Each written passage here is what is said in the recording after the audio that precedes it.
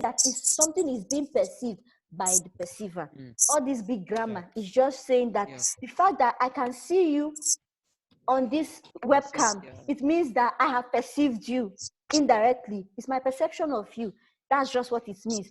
If I can't see you, I can't perceive you. That means you don't exist, in quotes.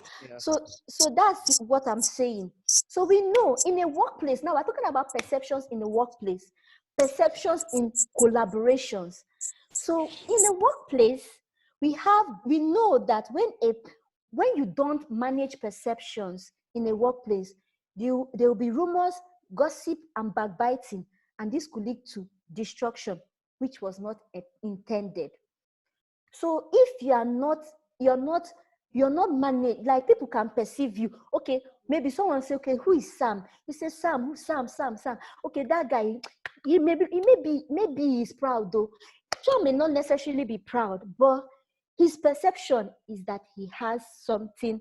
People perceive him as a proud person. That's not Sam. No, Sam is not proud. I'm just using an example. Sorry about that, Sam. Sam, I'm sorry about that. Please respond. But just using an example. Try beating them. All right, thank you very much. I don't know whether you can all hear me. Okay, the next one is we're going to be talking about how to manage perceptions. Now, the bedrock of what we are building is collaboration. The future lies in collaborations. The future lies in strategic alliances. We cannot hope to overcome whatever challenges. We cannot ignore the fact that there is coronavirus. We cannot ignore the fact that the world is dramatically changing, or the world has changed. So how can we adjust to it? By collaborating ideas, collaborating efforts, and ensuring that we get to our destination. So how do we manage perception? Very simple. I'm going to be giving you, there are many ways to manage perception, but a very simple tool is what has been noted, and is called emotional intelligence. I started by saying emotions are very key. Human beings downplay how much emotions is involved in business. The fact that you're selling to a client, emotions are involved. Everything borders on managing emotions and perceptions. Next slide, Slam, please. So we are said that perception and emotion could be said to be two sides of a coin. I developed a model, so I'm not going to go into that because of the time constraint. I'm just going to say that perception is on one side of the coin, emotion is on the other side. So next slide, please. So these two things affect each other, and we are going to be talking about how to manage perceptions using emotional intelligence. So I'm not going to read from my work. I'm going to just go straight in saying that every staff, their study has shown that IQ is maybe needed to get you the job, but emotional intelligence will be needed to promote you. Why? Because emotions are in business. It's very simple. People don't know that. People say, okay, it's business, no sentiment. It's not true. Actually, yes, no sentiment in business is true to a large extent. But emotions, there's something. When we finish this topic, we're going to be exploring case scenarios. When we explore the scenarios, you understand why I say emotions are very key in business, and managing emotions is very, very important. So we have said a lot about emotions, and there have been so much that we said about emotional intelligence and how much it is better than intelligence quotient. That's how much you're able to manage emotions of people, how it is better than you having your intelligence, which is known as intelligence quotient, IQ. Okay, so what is this emotional intelligence? It's simply the ability to understand and use and manage your emotions to relieve stress,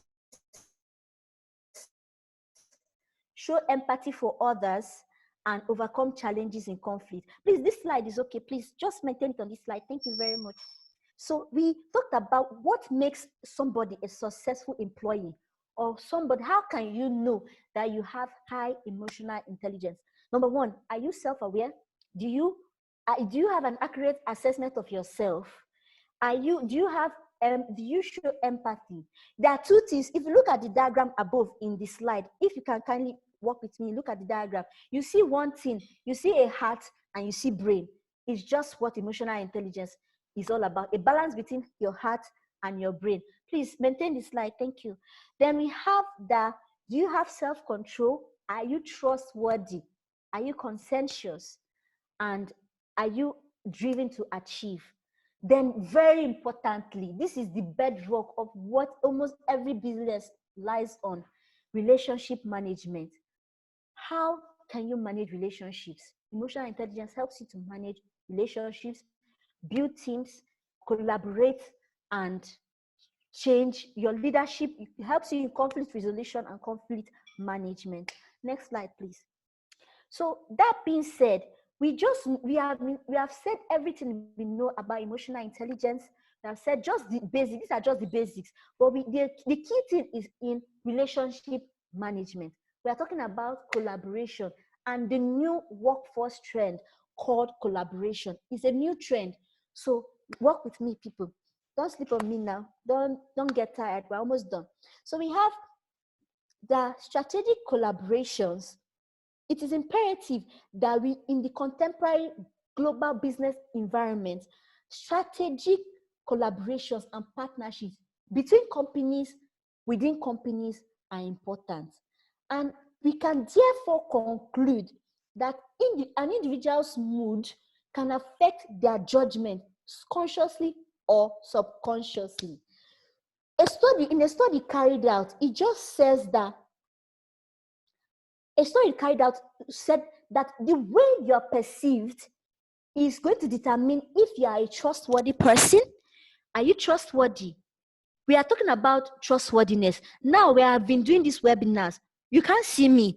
We have not been, who knows, maybe after now the world will go, people will continue working from home. Maybe there'll be no office meeting. Maybe, who knows where the world is going to. It's very likely that people are going to maintain work from home strategy because of the where the world is coming into. We're talking about the new world order and the new world trends. So can I build trustworthiness from the comfort of my home? This, it all boils down to how I manage emotions and how people perceive me. So we can therefore conclude that people with high emotional intelligence can manage perceptions, and this could lead to the formation of trustful relationships and strategic alliances. So this is my advice to leaders. Everybody could be a leader of something, wherever you are, in one sphere or the other, you could be a leader. My advice is to you as a leader is to review your leadership style, seek direct feedback. You must understand that your reputation could be an asset or a detriment to the company, because we know through emotional intelligence, reputations and perceptions can be changed and managed. So from development managers, marketers, we know that you should understand yourself and consider your audience. Everything is emotional intelligence and perception. Understand yourself and consider your audience. Finally, for financial managers and investors, know that your emotions sometimes could subconsciously affect your decision making, which leads to stock aggregate outcomes / returns. Your decision making financial, we mentioned before, we have mentioned the concept of reciprocity, where a buyer says, I've reduced the price for you. So consciously or subconsciously, you now say, oh, let me reduce the price. Let me buy this product, even though you don't really want the product. But the person has been able to appeal to your emotions, and this is what happens.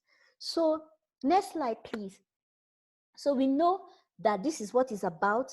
We know that emotions are very important. So I'm going to be exploring some scenarios if I have the permission from Sam. Sam, do I have your permission to explore scenarios? Yes, please, ma'am. Okay, yes. So to get whether you understand it well, we're going to be participating. But to ensure that we do it in an orderly fashion, we're going to see if you have anything to answer, you can kindly raise your hand. There's a button to raise your hand here, or reactions. There is a reaction button, or you can just unmute your mic and say you have something to say. That will be fine. I'm going to give you a scenario. Let me know if you understood what I was saying. You Moses, you, Victoria, Homa Jameson, whichever participant, all of you, let's explore these questions together. You have been working for maybe a social company, and you are you do your job very well. Oh. Everybody knows you that way. You are the man to deliver. You are the one who is the main person. If they say get this job done, you do it well and in a timely fashion. What are you have never been late to the office. You have always done your things correctly. Suddenly your boss stops giving you work. Maybe you're at home. Oh. Who knows, maybe this lockdown period, you hear your colleagues are getting jobs and you is not getting jobs. Only you is not giving tax, because if you don't do your work, there may be no pay. I don't know, sometimes they may still get paid, but that's not just it.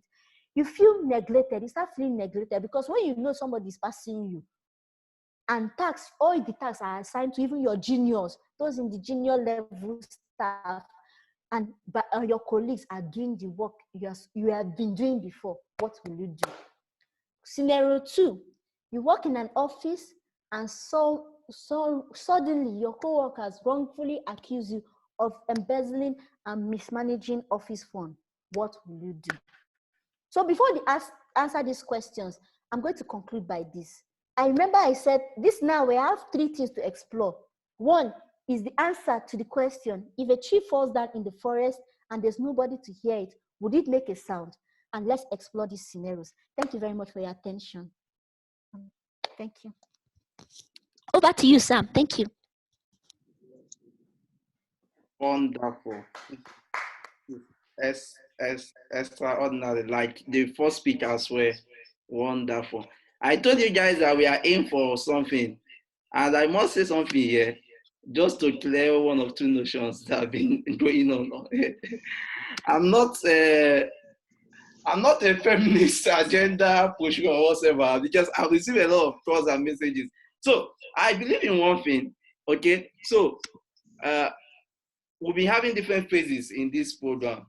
Okay, so I think these ladies, they deserve, I don't want to use the common words, applause, but I think they deserve to be taken to, I don't know where to mention, United Kingdom, I don't think they are worthy of receiving this kind of wonderful ladies in our midst, including you that is listening, that is a participant here. Because without you guys here, they will not be here speaking to the empty hall or empty Zoom app. Okay, so I believe we've heard what our speakers said, the first speaker, the second speaker, and we've learned a lot. And I'm very, very sorry that some persons are still struggling to come on board. I tried, we'll keep trying to see if we can bring them on board, but it's still a big problem. So if you have a question, we are still a bit open for some minutes. So I would like you to ask your questions. You have these wonderful people here, these great consultants here, and they will respond to us wonderfully. Okay, so over to the mic is open. The administrator will be opening our mic. Thank you, Homa J.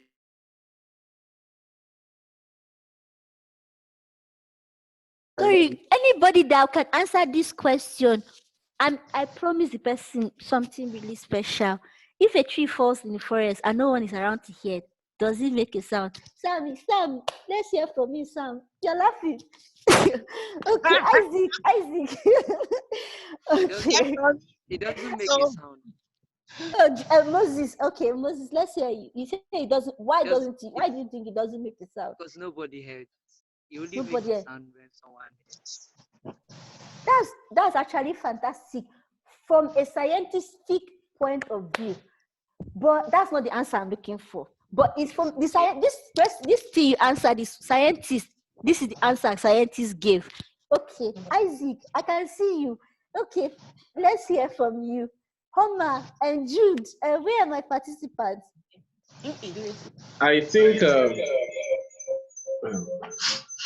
I think if a tree falls down in the forest, even if there is nobody there, I think it made a sound, but nobody heard it. So you know, it made a sound. Yeah, it made a sound. Okay. That's good. That's a philosopher's point of view. Okay, but it's not that's the real answer lies somewhere in between.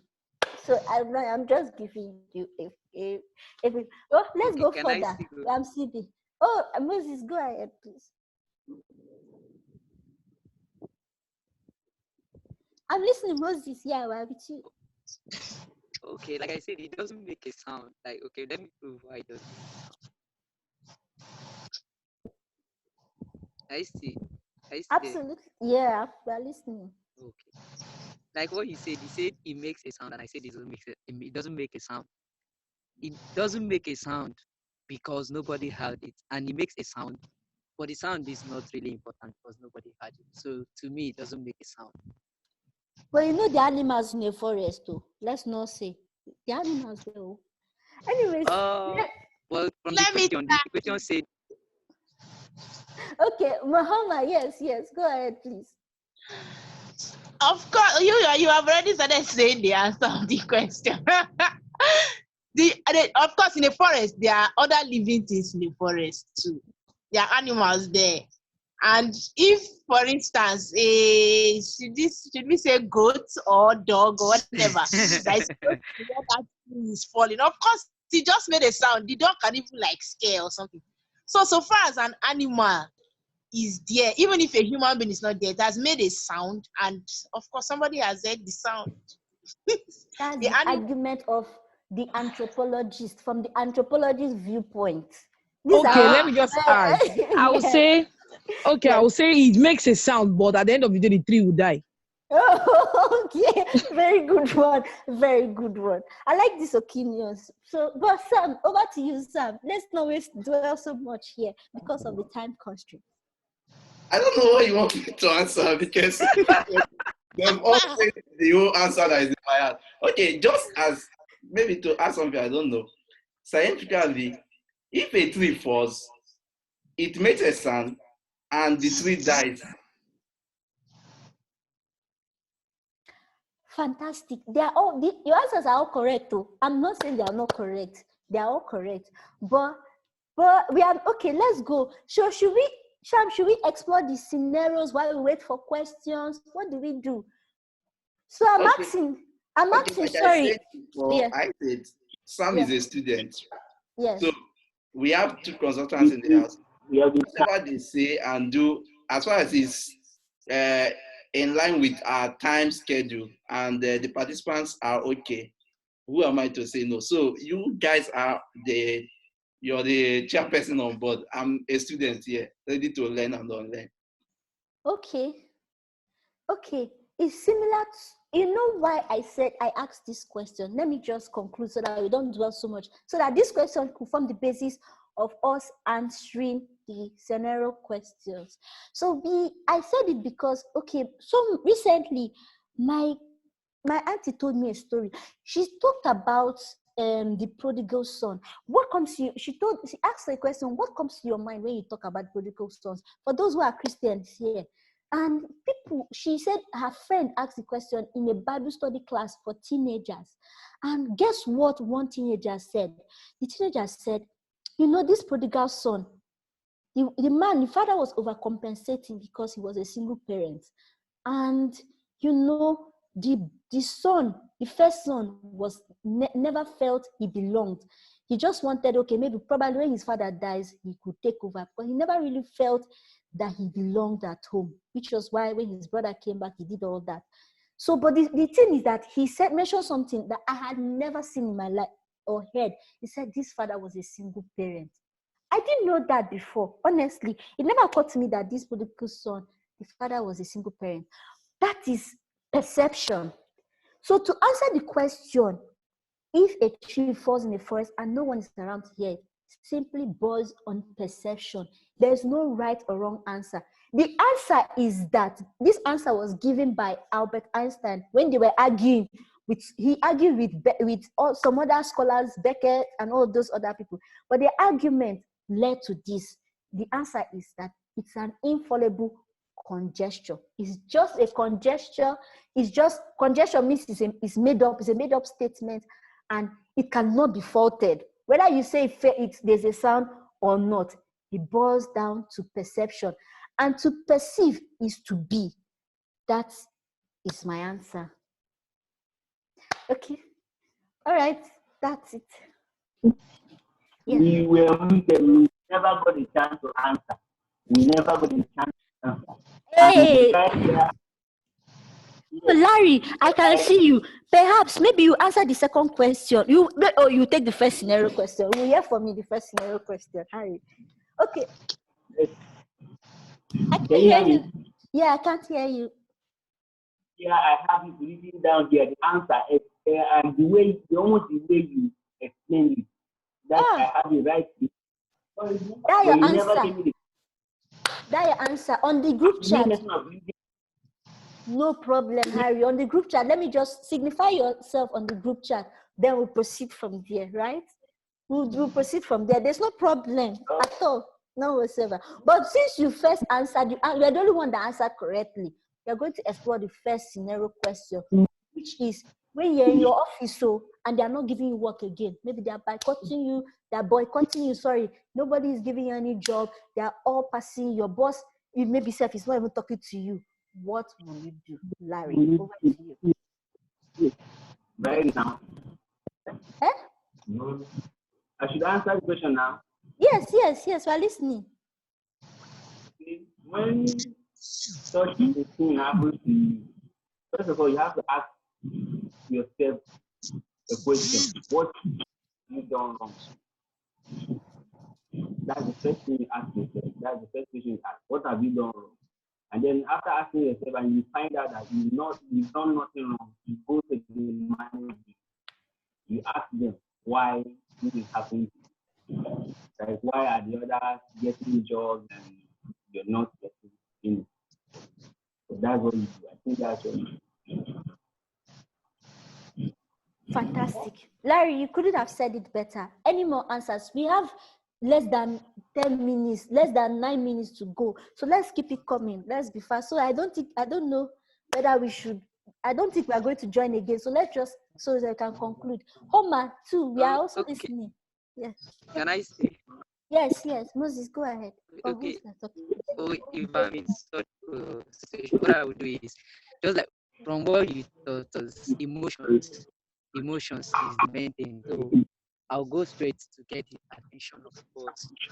I'll go straight to get my boss' attention. Because it might be that asking him what you have done from what the other guy said. Asking him what you have done, it might be that you didn't do anything, but just emotion, just like what you were saying. It matters a lot. So I will get his attention, I will get his emotion on my side. So I think that's the best thing I can do. Fantastic. Any more? Let's keep it coming. We have less than 8 minutes. Okay, for me, true story, this has happened to me before. And simple thing. Hello, can you guys hear me? Yes, Victory. Yes, I've been waiting for you. Go ahead. Yes. Oh, sorry, I didn't know I unmuted myself all along.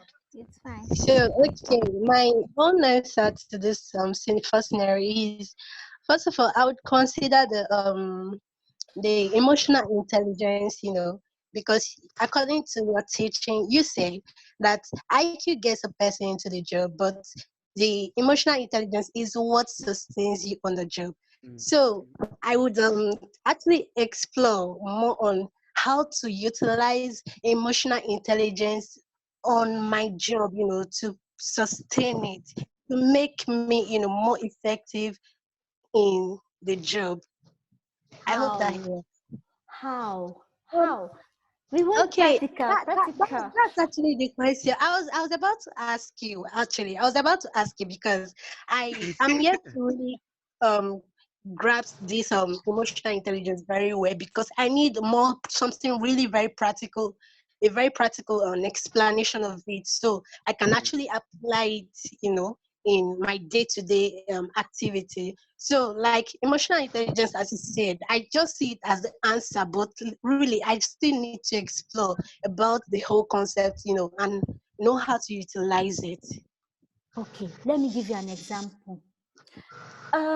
We said emotional awareness, how you can manage your emotions and the emotions of those around you, which can be used in conflict resolution and resolution and relationship management. Now, how can you do that? We are in an organization. This has happened to me before. So let me just be candid. The first thing I did as a Christian was to pray. Yes, let me be practical. Yes, I prayed about it. The same And thing. yes, that's first. Then I went straight to the boss and asked him, "Good day, sir. What would you like me to do for you today?" So he started saying, you know, because already I didn't know that a colleague of mine had mismanaged a perception of me to the boss. Get what I'm saying?